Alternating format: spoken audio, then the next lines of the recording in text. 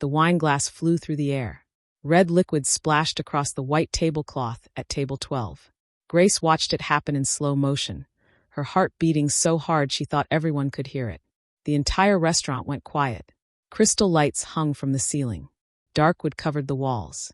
Every person in the golden room stopped talking and turned to look. Vincent sat in his expensive dark suit, now soaked with wine. Drops fell from his jacket onto the floor. His eyes locked onto Grace's face. They were cold, sharp eyes that missed nothing. But she saw something change in them. Recognition, maybe. Understanding. She had just destroyed her own job. Maybe worse. This man was powerful. Dangerous. The kind of person you never wanted to make angry. But 30 seconds ago, Grace had watched a stranger in kitchen clothes drop something from a small bottle into that wine glass. Something that did not belong there. Something deadly.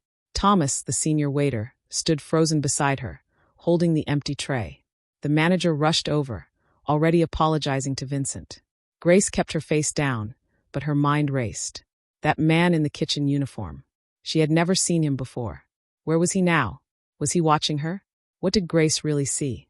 And why would someone try to kill Vincent in a crowded restaurant? Before we continue this story, please hit that subscribe button. Tomorrow we are dropping another powerful story you will not want to miss. Your support helps us bring you more stories like this one. We want to give a special thank you to all our viewers from the United States, Australia, Mexico, France, United Kingdom, Canada, Brazil, Japan, Jamaica, and every corner of the world. You are not just watching. You are part of our story family. Thank you for being here with us. 3 hours before the wine spilled, Grace was having a normal Tuesday night at work. She was 26 years old, originally from a small town in Georgia. 3 years ago, she had packed 2 suitcases and bought a one-way bus ticket to Chicago. The city was big, loud, and nothing like home. But it had something her small town could not offer. Opportunity. Grace worked at the Golden Room, one of the oldest restaurants in downtown Chicago. The building had stood there for 50 years. Dark wood panels covered the walls. Heavy curtains hung at the windows. Crystal lights dangled from the ceiling, casting a warm glow over everything. White tablecloths dressed every table. The silverware was real silver. The plates were fine china. Everything about the place whispered money and power. This was not the kind of restaurant where regular people came for dinner. Business executives sat in the corner booths, signing deals worth millions of dollars. Politicians shook hands over expensive steaks. Lawyers met clients who could afford their $1,000 hourly rates. And sometimes people who lived in the shadows also came here. People whose business was never discussed in polite company. Grace had learned quickly that working at the Golden Room meant following one simple rule. See everything. Say nothing. The staff who lasted were the ones who remembered drink orders, noticed when a water glass was half empty, and never repeated what they overheard at table 6. She was good at her job. Grace had a memory that surprised people. Mr. Patterson always wanted his coffee lukewarm, never hot. Mrs. Chin asked for water with no ice. The couple at table 8 liked their bread basket refilled twice before the main course arrived. Grace remembered these details without writing anything down. It made customers happy. Happy customers left good tips. The tips mattered. Grace was paying her way through nursing school, taking classes 3 nights a week after her restaurant shifts ended. She sent money home every month to her grandmother, who had raised her after her parents died in a car accident when Grace was 7. Her grandmother was 74 now, living on a fixed income that barely covered rent. Her heart medication cost $300 a month. Insurance covered some of it, but not enough. Grace did the math every week. Rent, utilities, groceries, textbooks, tuition payments, money for grandmother, bus fare. There was never anything left over. She had not bought new shoes in a year. Her winter coat had a broken zipper she fixed with a safety pin. Last week, she had eaten peanut butter sandwiches for 4 days straight because it was all she could afford until payday. But she never complained. Her grandmother had taught her better than that. The old woman had worked 2 jobs her whole life, cleaning houses during the day and working at a laundry service at night. She had made sure Grace had everything she needed growing up. New school clothes every September. Birthday cakes made from scratch. A roof over her head and food on the table, even when money was tight. Her grandmother used to say Grace had watching eyes and a listening heart. Even as a little girl, Grace noticed things other people missed. She could tell when her grandmother was tired just by the way she walked up the front steps. She knew when kids at school were being picked on, even if they tried to hide it. She paid attention to the small details that told the bigger story. That skill served her well at the Golden Room. She knew which customers were having affairs because they never mentioned their spouses. She could tell when business deals were going bad by watching body language across the table. She noticed when the kitchen staff looked stressed, when the hostess had been crying, when the chef was in a bad mood. Tonight felt like any other Tuesday. Grace moved between tables in her black dress and white apron. She smiled politely. She delivered drinks. She took orders. She was practically invisible, which was exactly how good servers were supposed to be. At 5 o'clock, the early dinner crowd had started arriving. By 6:30, the restaurant was half full. Grace worked her section efficiently. A family celebrating a graduation. A young couple on what looked like a first date. 3 businessmen arguing quietly about a contract. Her feet hurt. Her lower back ached from carrying heavy trays. But she kept smiling. For more hours until her shift ended. 5 hours after that, she would be sitting in her community college classroom, trying to stay awake while learning about cardiac functions and respiratory systems. Grace wanted to be a nurse more than anything. She had wanted it since she was 12, when her grandmother had a heart attack and the nurses at the county hospital had been so kind. They had explained everything to Grace in words she could understand. They had held her hand while doctors worked on her grandmother. They had checked on her even after their shifts ended. That was the kind of nurse Grace wanted to be. The kind who saw people, not just patients. The kind who had time for scared little girls in hospital waiting rooms. The kind who made a difference. She was wiping down table for when she glanced at the clock. 7:45. The evening was moving quickly, which was good. Busy shifts went faster. She picked up her tray and headed back toward the kitchen, already thinking about the essay she needed to write for her anatomy class. Grace had no idea that in 15 minutes, everything in her life was about to change. At exactly 8 o'clock, the front door of the Golden Room opened. A man walked in, and the atmosphere in the restaurant shifted. It was subtle, nothing dramatic, but Grace felt it immediately. The hostess straightened her posture. The manager, who had been reviewing receipts at the bar, looked up and moved forward quickly. Even Thomas, who had worked at the restaurant for 20 years and rarely seemed impressed by anyone, adjusted his bow tie and smoothed down his vest. The man was in his mid-50s, maybe late 50s. He wore a dark suit that probably cost more than Grace made in 3 months. The fabric looked expensive, the kind that did not wrinkle. His shoes were polished to a shine. His dark hair was going gray at the temples, slicked back neatly. He was not particularly tall, maybe 5'9", but he carried himself like someone much bigger. What struck Grace most were his eyes. Cold, sharp, the kind of eyes that took in every detail of a room within seconds. He scanned the restaurant from left to right, noting exits, counting people, assessing everything. This was Vincent. Grace did not know his last name. She had only seen him a handful of times in her 3 years working here, but she knew he was important. The kind of important that made the owner himself come out of the office to shake hands. The kind of important that made other customers look away quickly when he passed their tables. Vincent never made reservations under his own name. He came once a month, always alone, always to table 12. It was the corner table, positioned so that his back was to the wall and he could see the entire restaurant. Nobody else was ever seated there on the nights he came. Grace was not assigned to his section tonight. Thomas always handled Vincent's table. Thomas was the most experienced server, the one who knew how to be present without being noticed, who understood that some conversations were never to be overheard. The manager greeted Vincent with a handshake and walked him personally to table 12. Vincent sat down, unbuttoning his suit jacket. His eyes continued to move around the room. Grace was refilling water glasses at table 7, but she watched from the corner of her eye. Something was different tonight. Vincent always came across as controlled, calm, completely at ease. But tonight, tension showed in his shoulders. His jaw was tight. When the manager spoke to him, Vincent's responses were brief, clipped. His eyes kept moving to the front door, then to the kitchen entrance, then back to the door. He was waiting for something, or worried about something. Grace had seen enough anxious people in this restaurant to recognize the signs. The way he drummed his fingers once on the table, then stopped himself. The way he shifted his position slightly, as if making sure he had a clear view of both entrances.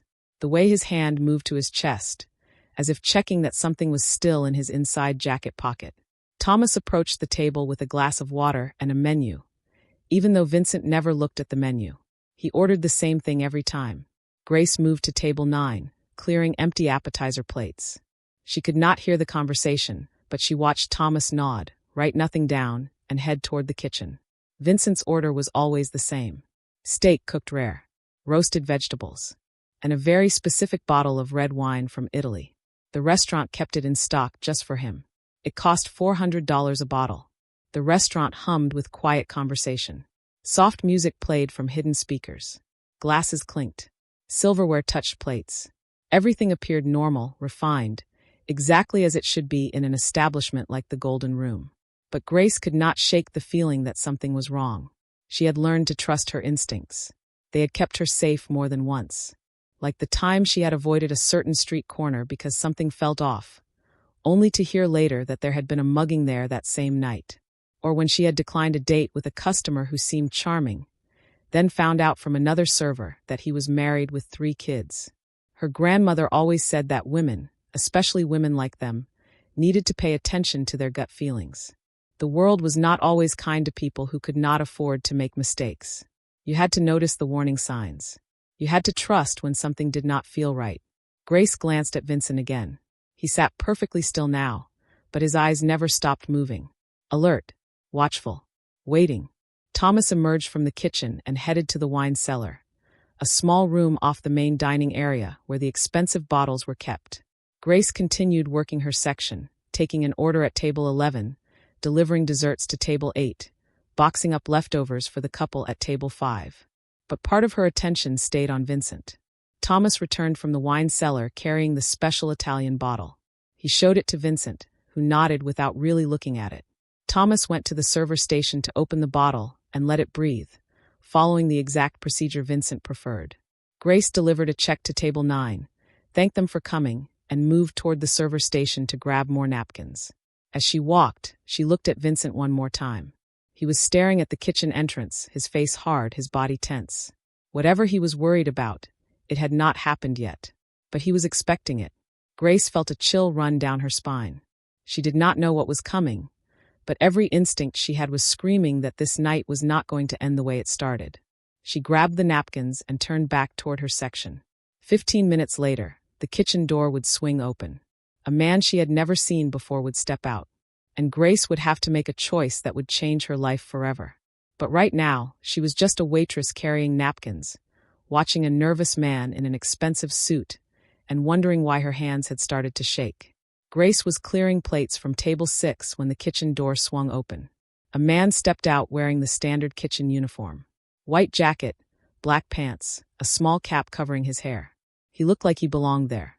But Grace had never seen him before. She had worked at the Golden Room for 3 years. She knew every cook, every prep worker, every dishwasher. The kitchen staff did not change often. Chef Martinez ran a tight operation and only hired people he trusted. This man was not part of that crew.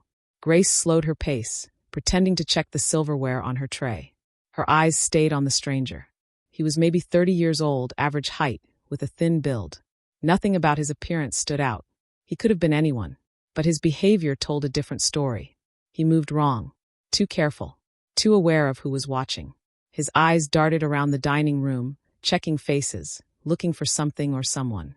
Sweat beaded on his forehead, even though the restaurant was cool, the air conditioning keeping the temperature comfortable. The man walked toward the server station where Thomas had placed Vincent's wine glass. The bottle had been opened. The wine had been poured into a crystal glass, sitting on Thomas's tray along with the prepared salad course. In a few minutes, Thomas would carry that tray to table 12. Grace set her dishes down at the dishwashing station. She kept her body angled, so she could watch the stranger without being obvious about it. Something in her chest tightened. Her grandmother's voice echoed in her head. "Pay attention, child. When something feels wrong, it usually is." The stranger glanced around one more time. Most of the servers were busy with their tables. Thomas was in the kitchen checking on Vincent's steak. The manager was greeting new customers at the front. Nobody was watching the server station. Nobody except Grace. The man reached into his pocket. His hand came out holding something small. A vial, no bigger than his thumb. Clear glass with a dark cap. He looked around again, his movements jerky, nervous. Then in one quick motion, he uncapped the vial and tipped it over Vincent's wine glass. Grace's breath stopped. She watched the liquid from the vial drop into the red wine. 1 drop. 2 drops. 3. The man capped the vial, shoved it back in his pocket, and turned toward the kitchen. His face was pale. His hands trembled. He walked quickly, pushing through the kitchen door and disappearing from view. The wine glass sat on the tray, looking completely normal. The red wine showed no change in color. No cloudiness. No sign that anything had been added to it.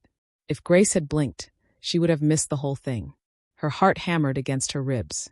Her mind raced. That man had just put something in Vincent's drink. Poison.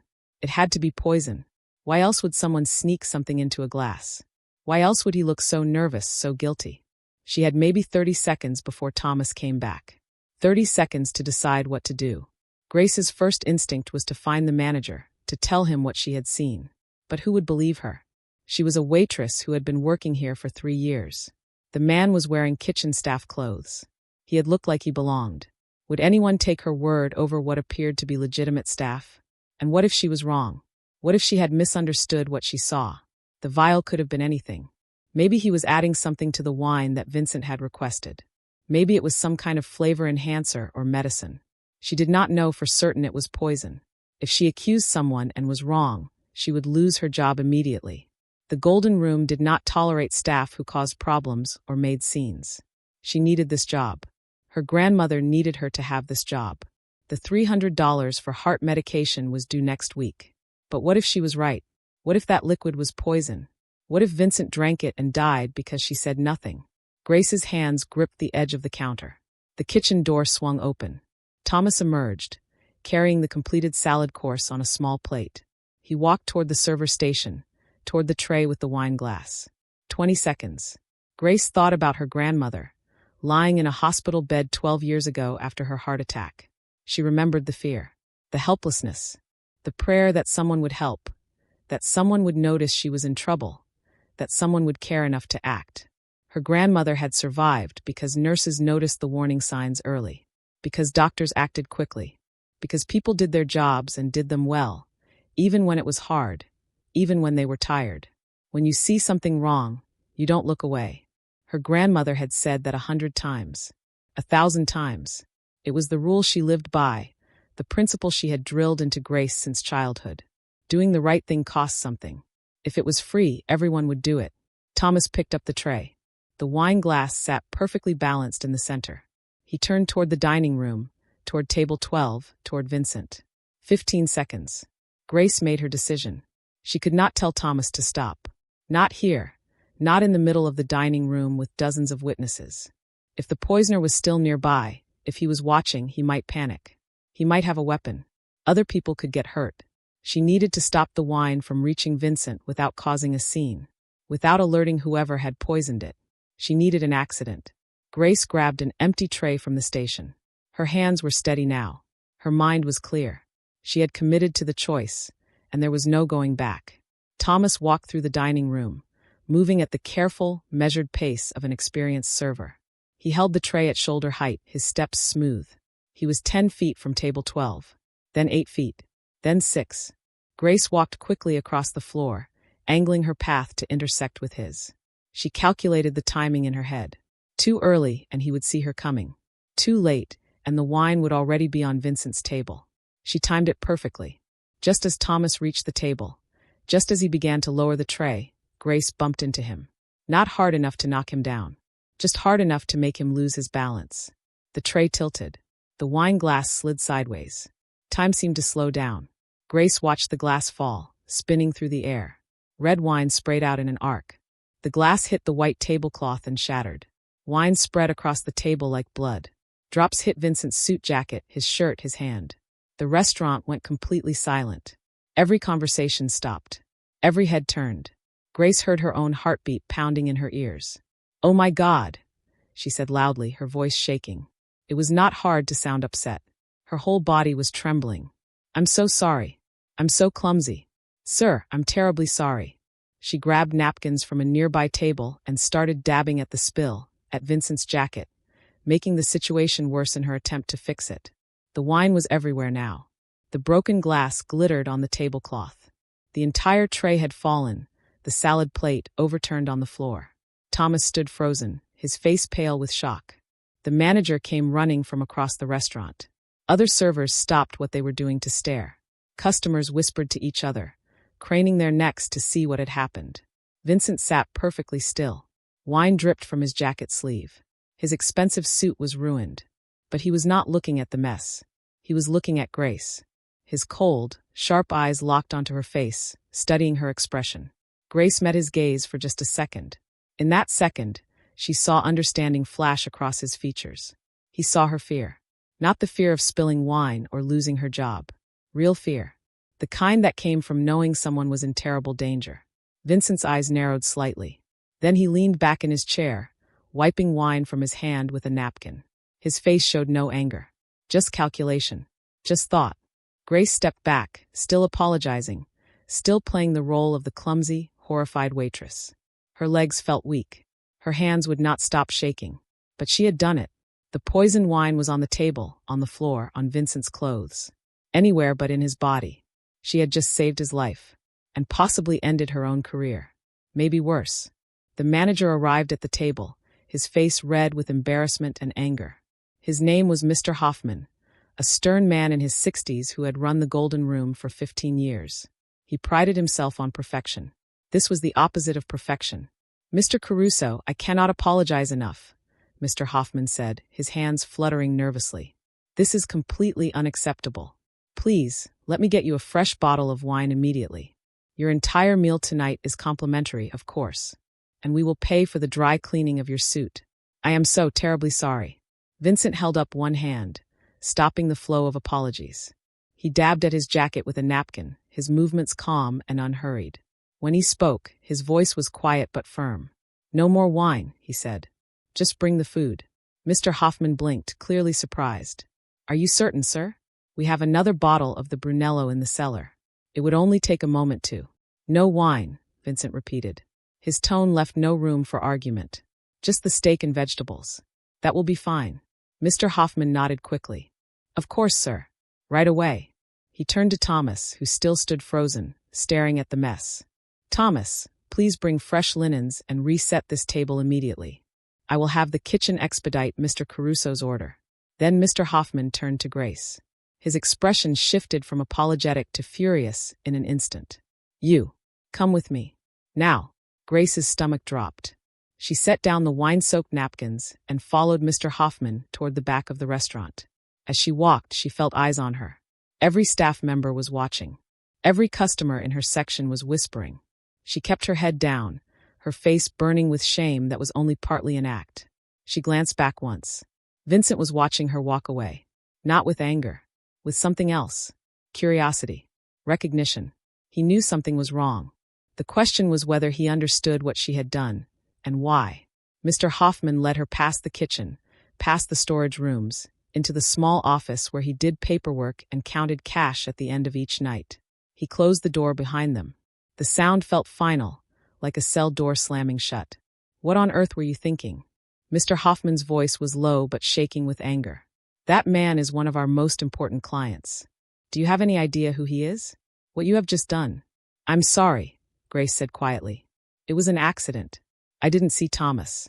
I was carrying my tray and I just—" "You were not carrying a tray," Mr. Hoffman snapped. "I saw you.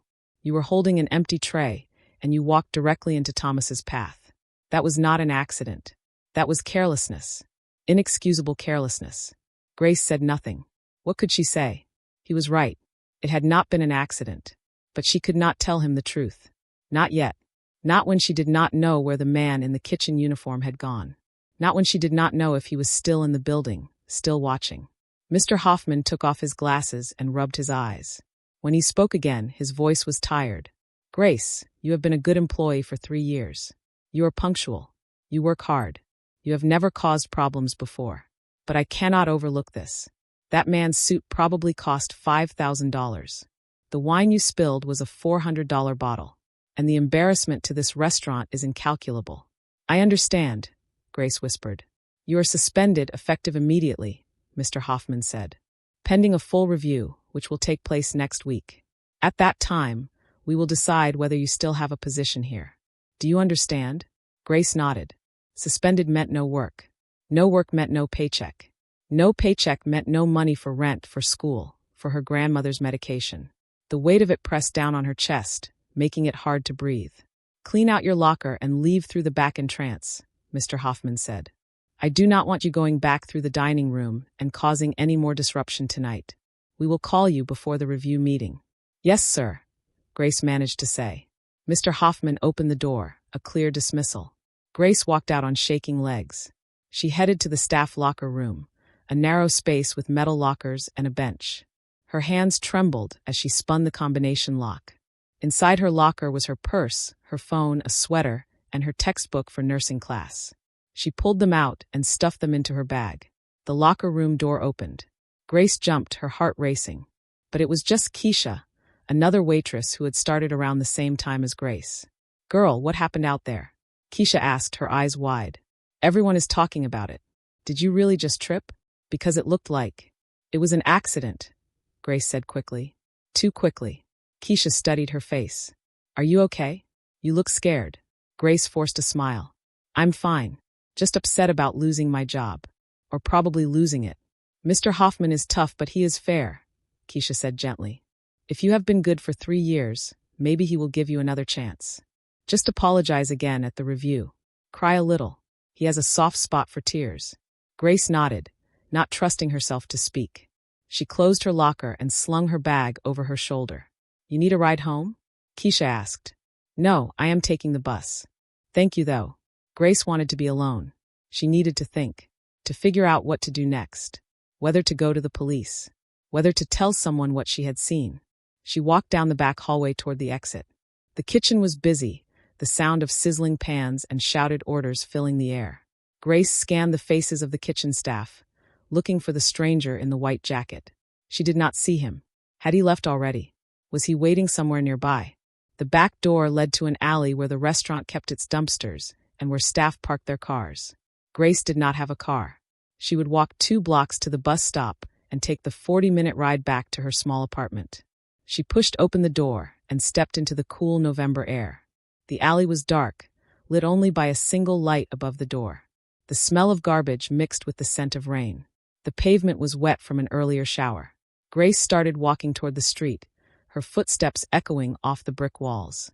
She was halfway down the alley when she heard a sound behind her. Footsteps. Heavy. Deliberate. She turned around, her heart jumping into her throat. A black car was parked at the end of the alley, expensive and sleek. 2 large men in dark suits stood beside it, and between them stood Vincent. His jacket was gone. His white shirt had wine stains on the sleeve. But he looked completely calm, completely in control. Grace froze. Every instinct told her to run. But where would she go? The alley was a dead end in one direction. The only way out was past Vincent and his men. Vincent walked toward her slowly, his hands in his pockets. His face was unreadable. When he was 10 feet away, he stopped. You saw something tonight, he said. It was not a question. It was a statement of fact. Grace's mouth went dry. She could lie. She could pretend she did not know what he was talking about. But those sharp eyes would see through it. He already knew. The question was what he would do about it. She took a breath and made another choice. The truth. Yes, she said quietly. I saw something. Vincent nodded slowly. Tell me what you saw. Grace described the man. The kitchen uniform. The way he had looked around nervously. The small vial. The 3 drops that fell into the wine glass. As she spoke, Vincent's expression did not change. But his eyes grew colder, harder. When she finished, Vincent pulled out his phone. He dialed a number and spoke in Italian. Too fast for Grace to follow. She caught a few words. Descriptions. Orders. Urgency. He was telling someone to find the man she had described. He ended the call and looked at Grace for a long moment. The silence stretched between them. Grace's heart pounded. She had just told a dangerous man that someone had tried to kill him. She had no idea if that made her valuable to him or a liability. Do you know who I am? Vincent asked finally. I know you are someone important, Grace said carefully. Someone powerful. I am someone with enemies, Vincent said. And tonight you saved my life. Why? The question caught her off guard. Why? Because it was right. Because she could not watch someone die and do nothing. Because her grandmother had raised her to be better than that. Because nobody deserves to be poisoned, Grace said simply. No matter who they are. Vincent smiled. It was a small smile, but it was real. Most people would have looked away. They would have told themselves it was not their business. You could have lost your job. You did lose your job. And you did it anyway. My grandmother always said that doing the right thing costs something, Grace said. If it was free, everyone would do it. Vincent nodded slowly. He reached into his pocket and pulled out a business card. He held it out to her. Grace took it, her fingers trembling. You need a job, Vincent said. I own a restaurant in the North Side. Nicer than the Golden Room, if you can believe that. My daughter runs it. Family place. Good food. Clean business. She needs people she can trust. People who notice things. People who have courage. Grace stared at the card. Angelina's restaurant. An address in a neighborhood she knew was expensive. A phone number. I don't know what to say, she whispered. Say you will show up Monday morning, Vincent said. He paused, then added. The man you saw tonight. My people will find him. You will not see him again. But you should know something. What you did tonight stopped more than just my murder. There were 3 glasses on that tray. Mine and 2 others at tables nearby. You saved 3 lives, not just one. Grace felt the blood drain from her face. 3 glasses. 3 people. She had not even thought about that. She had only been focused on Vincent. Who would do something like that? She asked, her voice barely audible. People who want power, Vincent said. People who think violence solves problems. They forget that power without honor is just bullying. And bullies always fall eventually. He turned toward his car, then stopped. One more thing. Your grandmother. She is in Georgia. Grace nodded, too shocked to ask how he knew. The medication she needs for her heart. It is expensive, yes? Grace could not speak. She just stared at him. Vincent's expression softened. Check with her pharmacy tomorrow. Her prescriptions are covered. All of them. For as long as she needs them. I cannot accept that, Grace started to say, but Vincent held up his hand. You already accepted it when you decided to spill that wine. You made a trade. Your job security for a stranger's life. That deserves respect. Let me respect it in my way. He got into the back of the black car. The 2 men in suits followed. The car started and pulled away, leaving Grace standing alone in the dark alley, holding a business card and trying to understand what had just happened. Her life had changed in one night. One choice. One moment of courage that had cost her everything and somehow given her more than she had ever imagined. Grace looked down at the card in her hand. Monday morning. A new job. A fresh start. And her grandmother's medications paid for. She had done the right thing. And somehow, impossibly, it had worked out. Grace walked toward the street, toward the bus stop, toward home. Behind her, the back door of the Golden Room closed with a quiet click.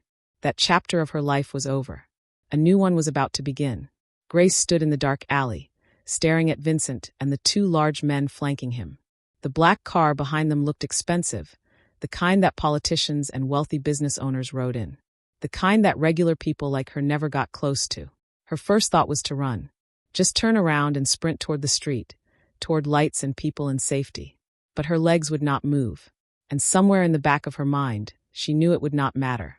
If Vincent wanted to find her, he would find her. So she stood there, clutching her bag, trying to control her breathing, trying not to show how terrified she was. Vincent walked toward her slowly. His hands were in his pockets. His white shirt still had wine stains on the sleeve. In the dim light from the single bulb above the restaurant door, his face looked older, more tired. But his eyes were just as sharp as they had been in the dining room. He stopped about 10 feet away from her, close enough to talk without shouting, far enough that she did not feel cornered. It was a calculated distance, Grace realized. He was being careful not to scare her more than necessary. You saw something tonight, Vincent said. His voice was calm, matter-of-fact. Not a question. A statement. Grace's throat felt tight. She could lie. She could say she did not know what he meant. But what was the point? He already knew. The way he had looked at her in the restaurant. The way he had refused another glass of wine. He had figured it out. Yes, she said quietly. I saw something. Vincent nodded, as if she had confirmed what he already believed. Tell me exactly what you saw. Every detail. It matters. Grace took a shaky breath and described it all. The man in the kitchen uniform. How she had never seen him before in 3 years of working there. The nervous way he had looked around. The small glass vial he had pulled from his pocket. The way he had uncapped it and tipped it over the wine glass. 3 drops falling into the red wine. The way he had disappeared back into the kitchen immediately after. As she spoke, she also described the man's appearance. About 5'10", thin build, dark hair under the kitchen cap, a small scar on his left hand, shaped like a crescent moon. She had noticed it when he held the vial. Vincent listened without interrupting. His expression did not change, but something hardened in his eyes. When Grace finished, he pulled out his phone and dialed a number. He spoke in Italian, rapid and urgent. Grace caught a few words that sounded similar to English. Cucina, kitchen, Velino. That one she did not know, but the tone suggested nothing good. Vincent described the man exactly as Grace had, including the scar detail. He spoke for maybe 2 minutes, gave what sounded like orders, then ended the call. He put the phone back in his pocket and looked at Grace for a long moment. The silence stretched between them. Grace heard her own heartbeat pounding in her ears. Somewhere in the distance, a car horn honked. The city sounds felt very far away. "Do you know who I am?" Vincent asked finally. Grace chose her words carefully. "I know you are someone important. Someone powerful. Someone that the restaurant treats with a lot of respect." "I am someone with enemies," Vincent said. "People who would like to see me dead. People who think that killing me will give them power or money or revenge. Tonight, one of those people sent someone to poison me, and you stopped it from happening." He paused. "Why?"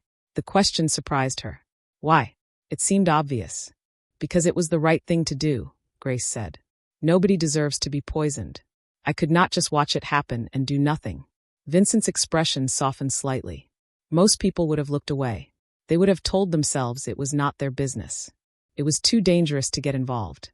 You could have pretended you did not see anything. You would still have your job right now. You would be safe. But you chose to act anyway. "My grandmother raised me better than that," Grace said quietly. "She always told me that doing the right thing costs something. If it was free, everybody would do it." Vincent smiled.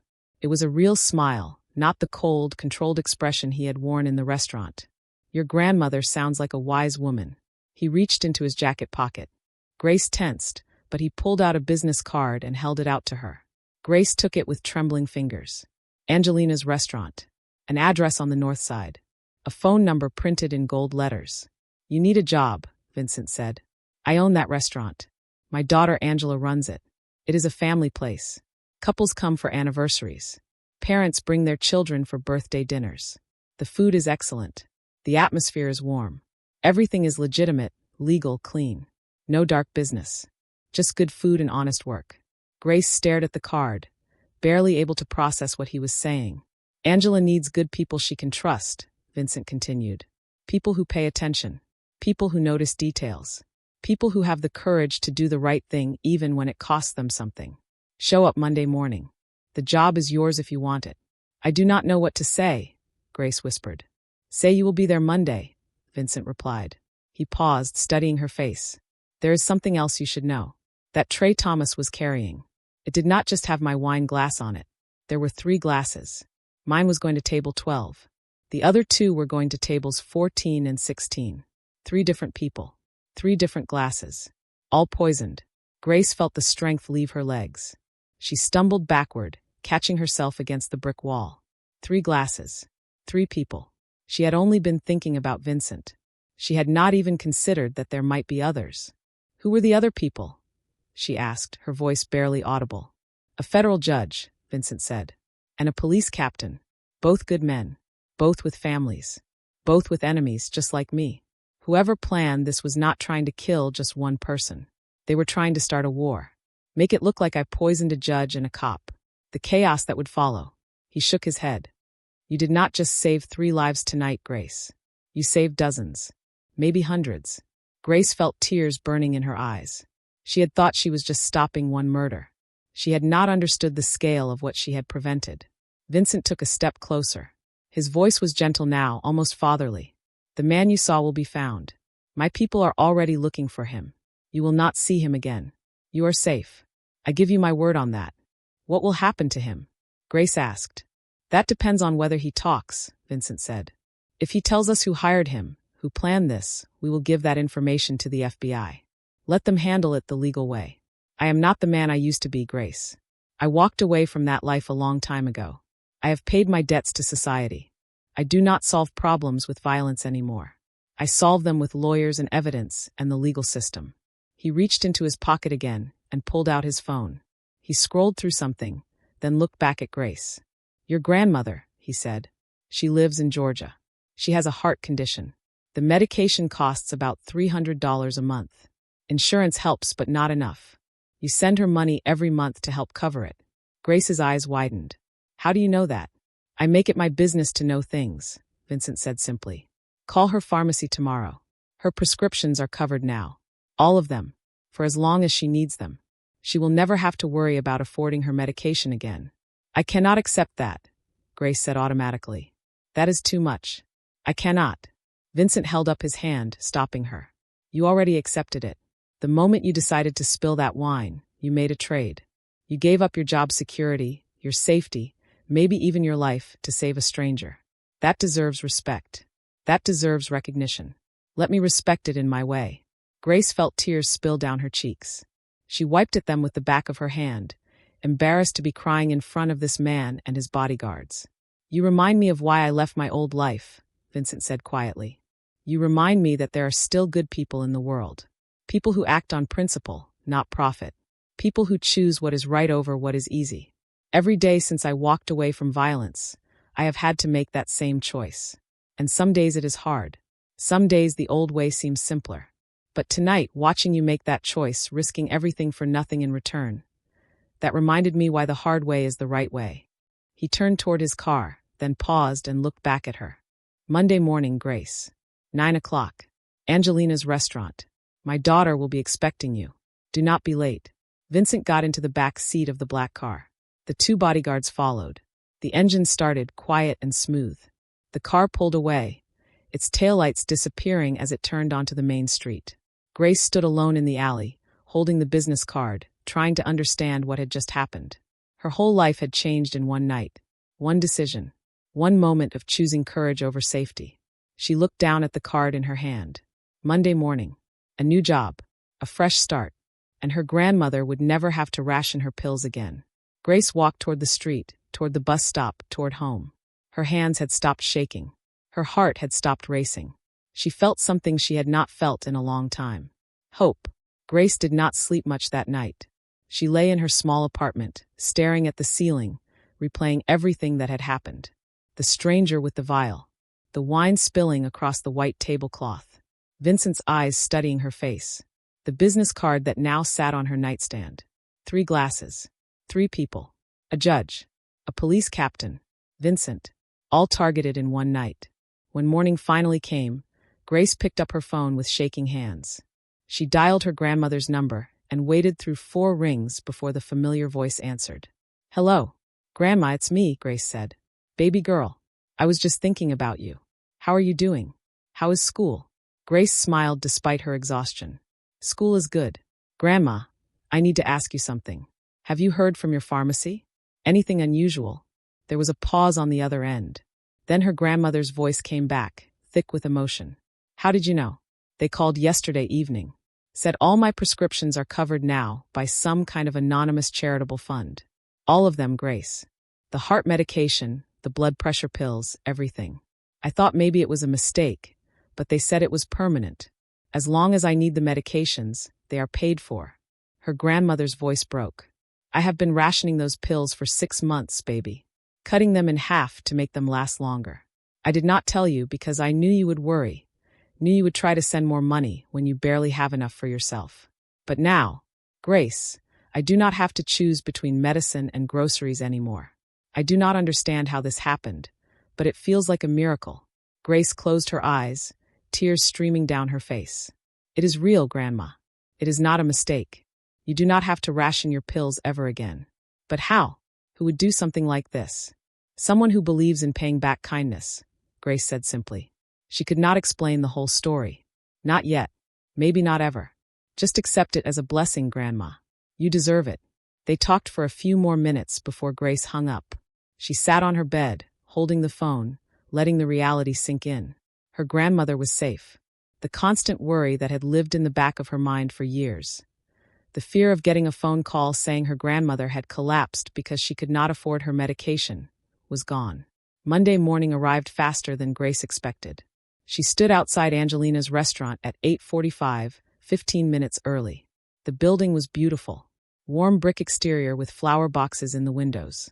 A hand-painted sign above the door showing a bowl of pasta and the words Angelina's, where family gathers. Through the windows, Grace could see families already seated for breakfast. A couple with 2 young children. An elderly man reading a newspaper over coffee. A group of women laughing together at a corner table. The atmosphere was bright, welcoming, completely different from the formal, hushed elegance of the Golden Room. Grace took a deep breath and pushed open the door. A bell chimed. The smell of fresh bread and coffee filled the air. Photos of Italy covered the walls. Rolling hills, old villages, the ocean. Warm lighting made everything feel cozy and safe. A woman in her mid-30s approached from the kitchen. She had dark hair pulled back in a neat bun, kind eyes, and a warm smile.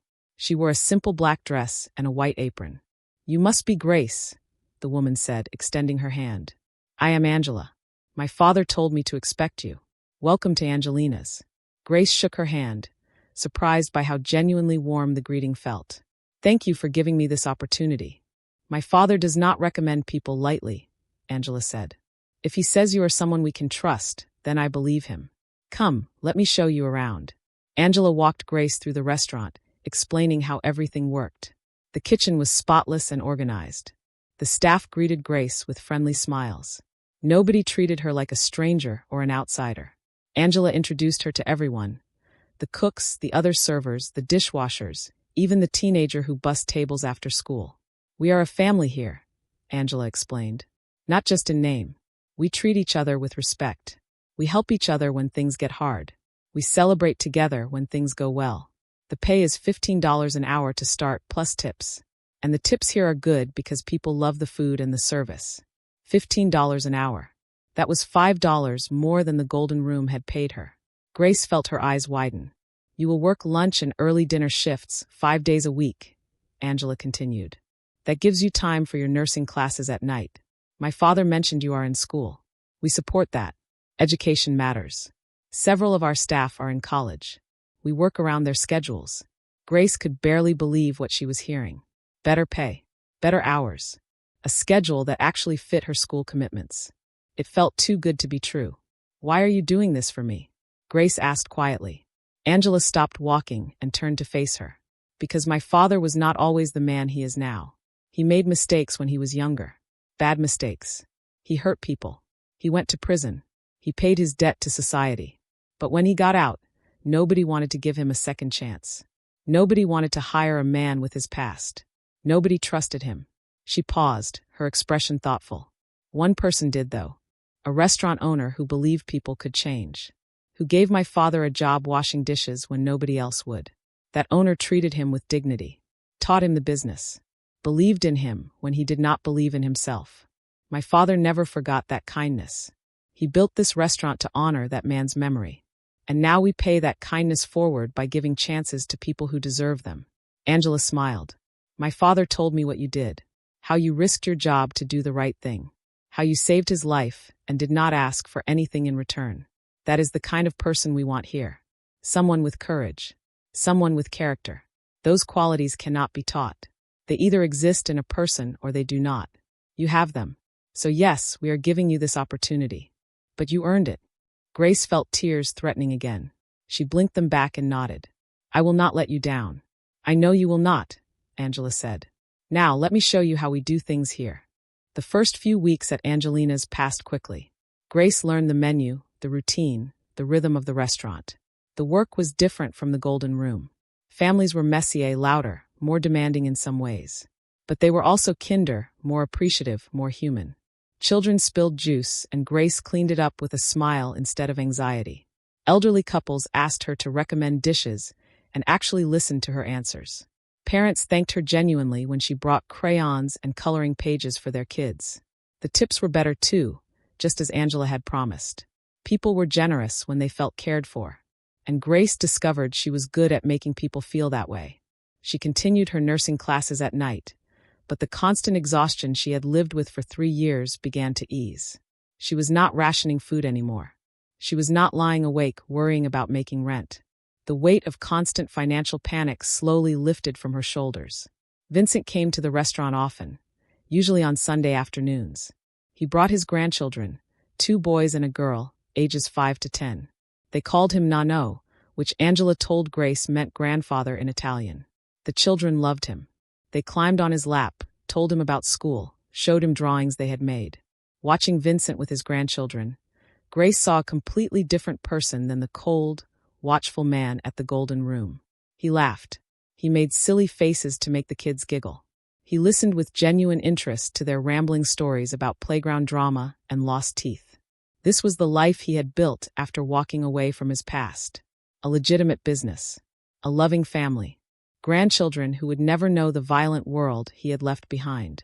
One Sunday, after the lunch rush had ended, Vincent asked Grace to sit with him for a moment.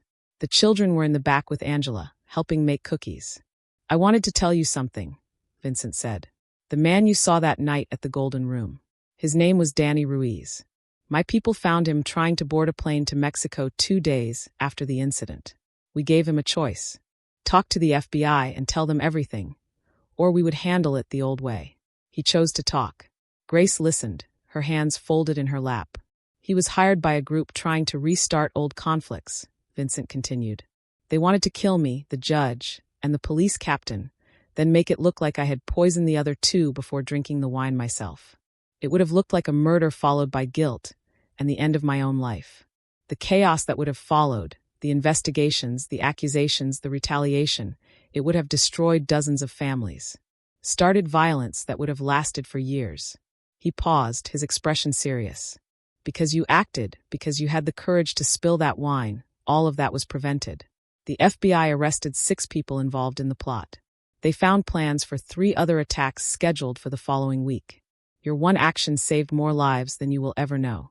Grace sat quietly, trying to absorb the magnitude of what he was saying. "I wanted you to understand," Vincent said gently, "that courage is not just about the moment. It is about the ripples that spread outward from that moment. You thought you were just saving one man, but you saved dozens, maybe hundreds. That is what happens when good people choose to act. The impact goes further than they ever imagine." Grace looked at this man who had once lived in darkness and had chosen to walk into the light. "You did the same thing," she said quietly, "when you walked away from your old life. When you chose to rebuild instead of continuing the violence. That took courage too." Vincent smiled. "Maybe we both learned the same lesson. That who we were yesterday does not have to be who we are tomorrow. That change is possible. That doing the right thing, even when it is hard, is always worth it." He stood up, preparing to collect his grandchildren. "Thank you, Grace. For everything. You gave me more than my life that night. You reminded me why I chose this path. And I will never forget that." As Grace watched Vincent leave with his grandchildren, their small hands in his, their laughter filling the restaurant, she understood something important. Redemption was real. Change was possible. And sometimes one moment of courage could alter the course of not just one life, but many. She went back to work, refilling coffee cups and clearing tables, knowing that she had helped create this peace, this safety, this second chance at a better life. It was enough. 5 years passed like pages turning in a book. Grace finished nursing school, graduated with honors, and accepted a position at Chicago Children's Hospital. She worked in the pediatric unit, caring for sick children and supporting frightened parents through the worst moments of their lives. The lessons she had learned that night at the Golden Room stayed with her every single day. When she saw something wrong, she spoke up.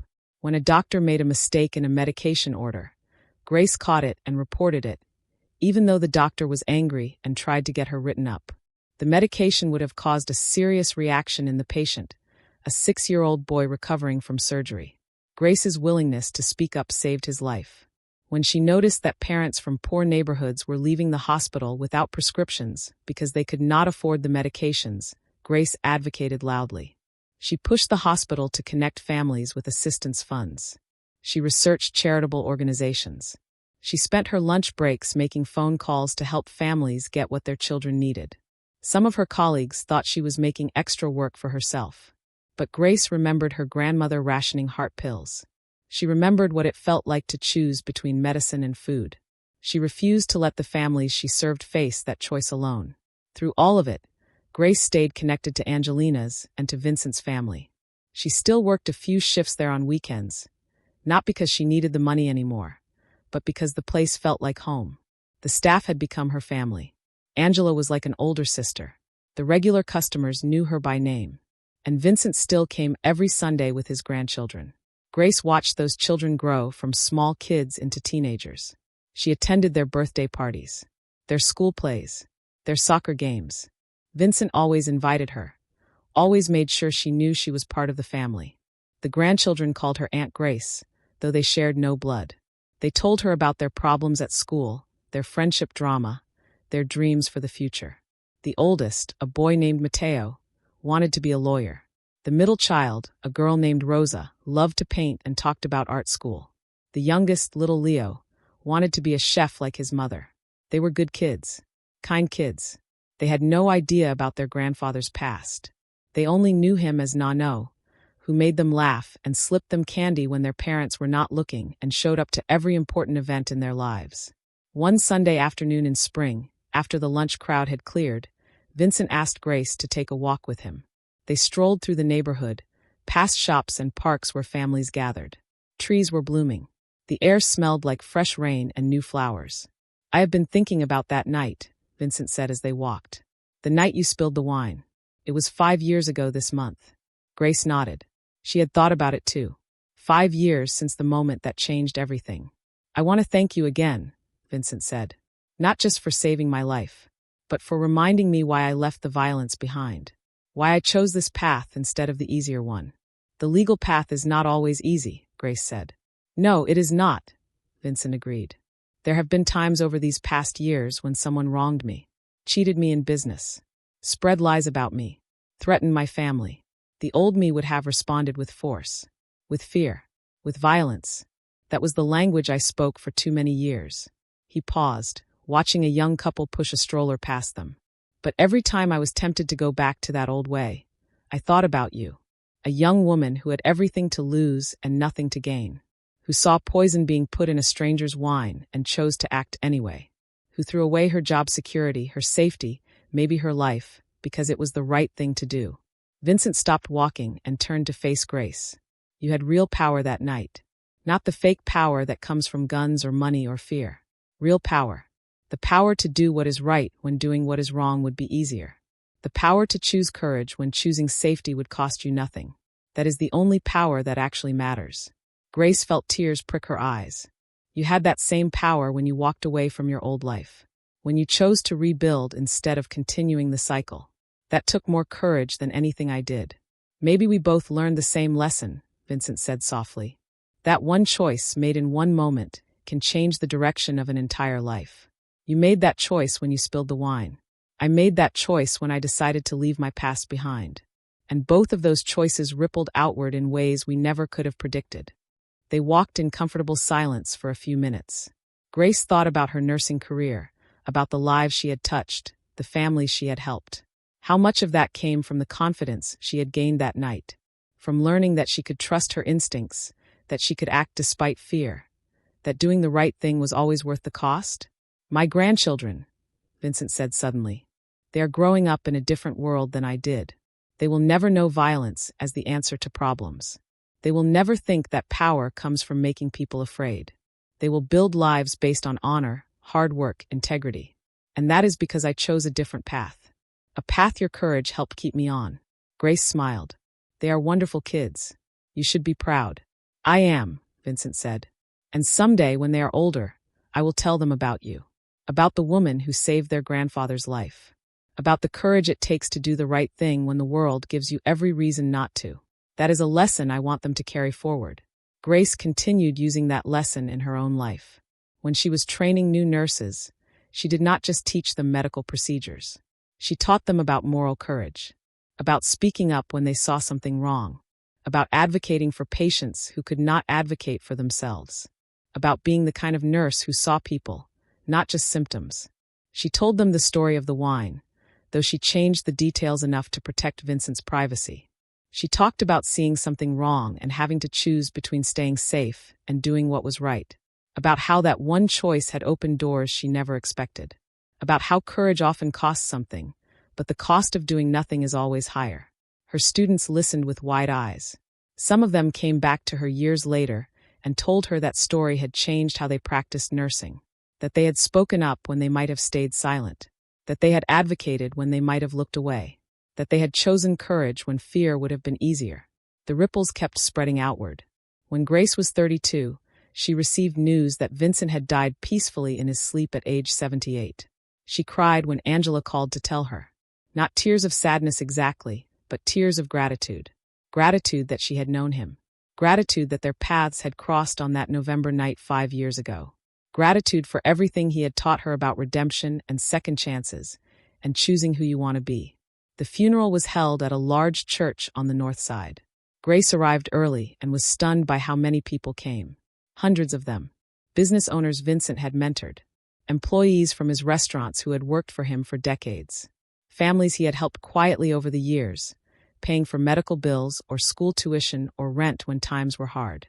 Person after person stood and shared stories of Vincent's kindness, his generosity, the way he had given them chances when nobody else would, how he had believed in them when they did not believe in themselves.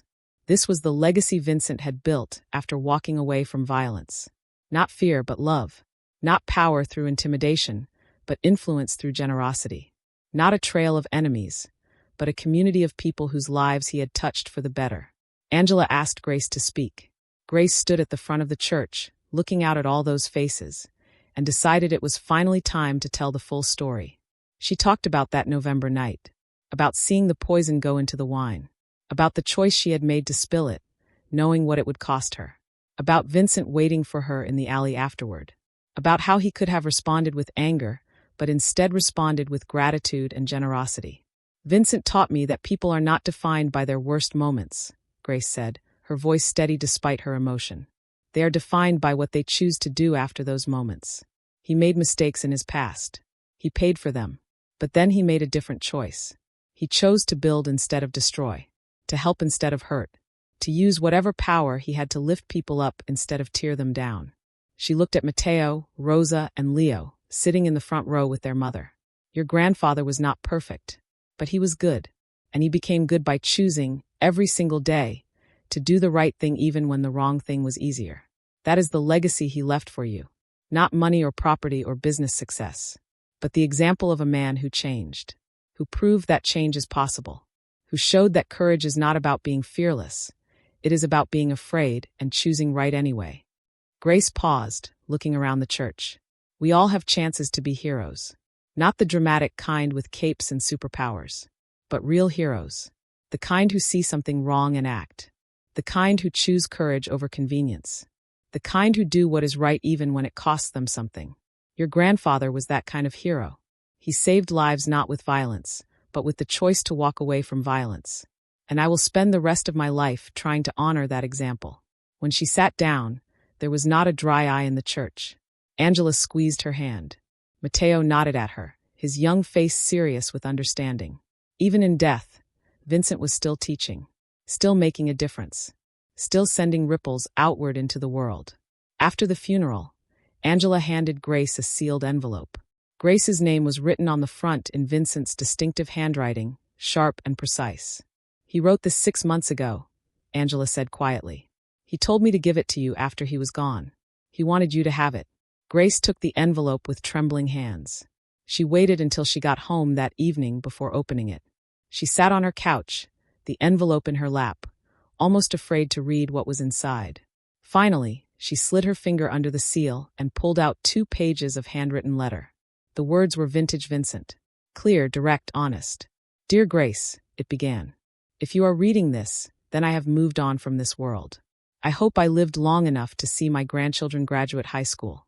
I hope I was a good father to Angela, a good grandfather to Matteo, Rosa, and Leo. I hope I used my second chance at life well. But whether I did or not, I need you to know something. You gave me that second chance. Not just by saving my life that night, but by showing me why my life was worth saving. Let me explain. When you spilled that wine, you could have been collateral damage. Just another innocent person hurt by a world you wanted no part of. The violence that surrounded me for so many years destroyed countless lives. Good people. Innocent people. People who were just in the wrong place at the wrong time. I accepted that as the price of doing business. I told myself it was just how the world worked. But you refused to be collateral damage. You refused to stand by and watch violence happen, even when intervening could have cost you everything. You chose to act. And in that moment, you reminded me of something I had forgotten. That there are still people in this world who operate on principle instead of profit. People who choose what is right over what is easy. People who have real courage, not the fake courage that comes from carrying a gun or having soldiers at your back. Every day after that night, when I was tempted to solve a problem the old way, I thought of you. I thought about how you risked your job, your safety, maybe your life for a stranger. And I asked myself, if a waitress making minimum wage can have that kind of courage, what excuse do I have? I have money, resources, connections.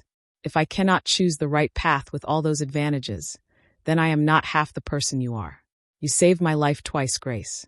Once from poison, and once from myself. Because every time I chose the legal path over the violent one, every time I walked away from a fight, every time I solved a problem with lawyers instead of threats, I did it because I remembered you. I remembered that courage is not about being the strongest or the most feared. It is about doing what is right when doing what is wrong would be easier. My grandchildren will grow up never knowing the violent world I came from. They will build lives based on honor and hard work and integrity. They will believe that problems are solved through dialogue and law and patience, not through fear and force. That is your gift to them, Grace, because you kept me on the right path. You gave them a grandfather who chose redemption over revenge. A grandfather who proved that change is possible. Thank you for everything, for your courage, for your kindness, for reminding me that one person, making one choice in one moment, can change the course of many lives. You changed mine, and through me, you changed my children's and my grandchildren's.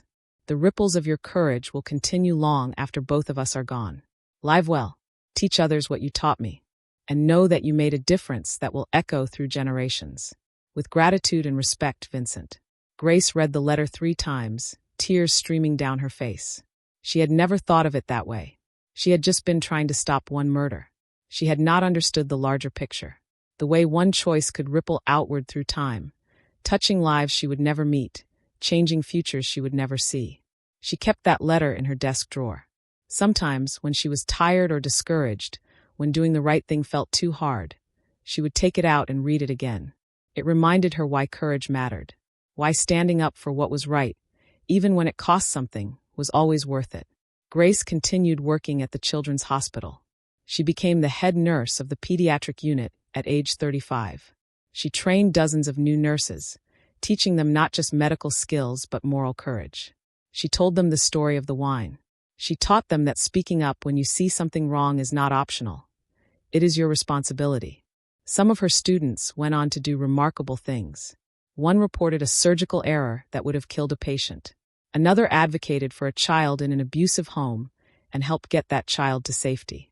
Another created a fund to help families afford medications, remembering Grace's story about her grandmother rationing pills. The ripples kept spreading. Grace never married. She dated occasionally, but her life was full without a romantic partner. She had her work, her students, the family at Angelina's, where she still worked weekend shifts.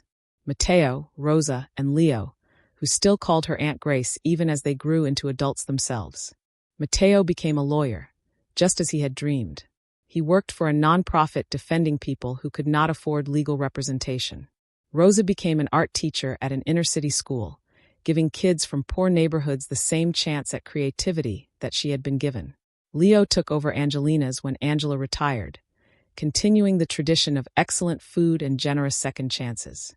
All 3 of them knew the story of the wine now. Grace had told them when they were old enough to understand. They knew what their grandfather had been, what he had done, and most importantly, what he had chosen to become. It did not diminish him in their eyes. It made him more real, more human, more proof that people could change, that redemption was possible, that your past did not have to define your future. When Grace was 45, she was invited to speak at a nursing conference about ethical leadership in healthcare. She stood in front of 300 nurses from across the country and told the story of the wine. She talked about seeing something wrong and having to choose between safety and action, about how that one choice had changed her entire life, about how courage was not about being fearless, it was about acting despite your fear. We all have moments like that, Grace told the audience. Moments where we see something wrong and have to decide whether to speak up or stay silent, whether to act or look away, whether to choose what is right or what is easy. Those moments define us, not our credentials, not our titles, not our years of experience, but the choices we make when doing the right thing costs us something. I was 26 years old, making minimum wage, worried about paying my rent and affording my grandmother's medication. I had every reason to look away that night, to tell myself it was not my business, to protect myself. But I could not do it. I could not watch someone die and do nothing. And that choice, that one moment of courage, opened doors I never imagined, led me to people who changed my life, taught me lessons I carry to this day. You do not need to be powerful to make a difference. You do not need to be wealthy or important or influential. You just need to be brave enough to do what is right when the moment comes. Your moment might not be dramatic. It might be as simple as reporting a medication error, standing up for a patient who is being ignored, refusing to participate in something unethical, even when everyone else is going along with it. But those small acts of courage matter. They ripple outward in ways you will never fully see. When Grace finished speaking, the auditorium erupted in applause. Nurses came up to her afterward, sharing their own stories of times they had chosen courage over convenience, times they had spoken up and saved lives, times they had advocated and made a difference. Each story was another ripple spreading outward from that November night 20 years ago. Grace was 52 when she finally retired from nursing. She had spent 26 years caring for sick children and supporting their families. She had trained over 200 nurses. She had saved countless lives, not just through medical skill but through moral courage, through teaching others to speak up, to advocate, to notice what others missed, to act when action was needed. At her retirement party, held at Angelina's of course, Matteo stood up to give a speech. He was 32 now, married, with a daughter of his own. A successful lawyer with a reputation for integrity and fierce advocacy for his clients. My grandfather used to tell me that courage comes in many forms, Matteo said, looking at Grace. He said the most important kind of courage is not the loud, dramatic kind. It is the quiet kind. The kind that sees something wrong and acts. The kind that chooses principle over profit, right over easy, courage over convenience. He said he learned that lesson from Grace. And Grace taught it to us. She taught it to hundreds of nurses. And those nurses taught it to thousands of patients and families. The ripples of one brave choice, made on one November night over 2 decades ago, are still spreading, still making a difference, still changing lives. He raised his glass. To Grace, who saved my grandfather's life, who taught him, and all of us, what real courage looks like, who proved that one person, making one choice, can change the world. Thank you for everything. Grace wiped tears from her eyes as everyone raised their glasses and cheered. She looked around the room at all the faces. Angela, now in her 60s, still running the restaurant with the same warmth and generosity her father had modeled. Rosa, painting a mural on the restaurant's back wall showing scenes from Italy. Leo, in the kitchen making his signature pasta dish. Matteo's daughter, playing with other children in the corner. Growing up in a world shaped by her great-grandfather's choice to change and Grace's choice to save him. All of this, all these lives, all these choices, all this good, had come from one moment. One decision to act instead of looking away. One choice to do what was right even when it cost something. Grace understood now what Vincent had tried to tell her in that letter. Courage was not just about the moment. It was about the ripples. The way one brave choice inspired others to be brave. The way one act of integrity encouraged others to act with integrity. The way one person standing up made it easier for the next person to stand up too. She had been just a waitress making minimum wage, worried about paying her bills. But she had changed the world anyway. Not through power or wealth or influence. Just through the simple decision to do what was right when doing what was wrong would have been easier. That was the lesson she wanted to leave behind. That was the legacy she hoped to pass on. That heroes were not people with special abilities or advantages. Heroes were ordinary people who made extraordinary choices in quiet moments. People who saw something wrong and chose to act. People who stood up when staying silent would have been safer. People who did the right thing even when it cost them something. Because doing the right thing always costs something. But doing nothing costs more. Grace looked around the restaurant one more time, at all the lives touched by courage and redemption and second chances, and she smiled. She had lived a good life. A life that mattered. A life that made a difference. And it all started with spilled wine and the choice to act when action was needed. If you enjoyed this story, please subscribe to our channel. We have more powerful stories coming that you will not want to miss. Drop a comment below and tell us about a time when you chose courage over convenience. When you did the right thing even though it was hard. When you stood up when staying silent would have been easier. Your story might inspire someone else to be brave. Hit that like button if this story touched your heart. Share it with someone who needs to hear this message. Thank you for being part of this journey. Thank you to our viewers from the United States, Australia, Mexico, France, United Kingdom, Canada, Brazil, Japan, Jamaica, and every corner of the world. You are not just watching these stories. You are part of them. You are part of a community that believes in courage, in integrity, in doing what is right even when it is hard. Together, we are spreading ripples of good that will continue long after we are gone. Thank you for being here. Thank you for caring. Thank you for making this channel a place where important lessons are shared and meaningful stories matter. We will see you in the next story. Until then, be brave, be kind, and remember that you have the power to change the world, one courageous choice at a time.